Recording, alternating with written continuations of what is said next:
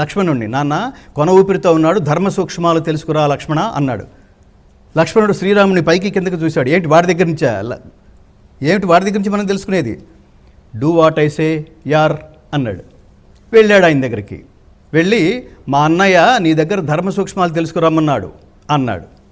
అనగానే కొన ఊపిరితో ఉన్నప్పటికీ రావణాసురుడు అన్నాడు, ధర్మ సూక్ష్మాలు తెలుసుకొని రమ్మన్నాడా అంటే ఊరికే అలా చెప్పాడా, ఎలా తెలుసుకోవాలో కూడా చెప్పాడా అన్నాడు రావణుడు.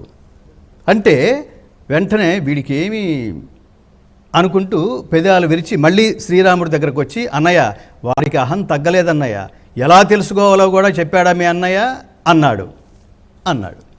అంటే అవునరా, ఎలా వెళ్ళి అడిగావు అని అడిగాడు శ్రీరాముడు. అవును, అతను తల దిక్కున నిలబడి అడిగాను అని. మరి కార్యార్థిగా వెళ్ళినవాడు కానీ గురుస్థానంలో నిలబడి ధర్మ సూక్ష్మాలు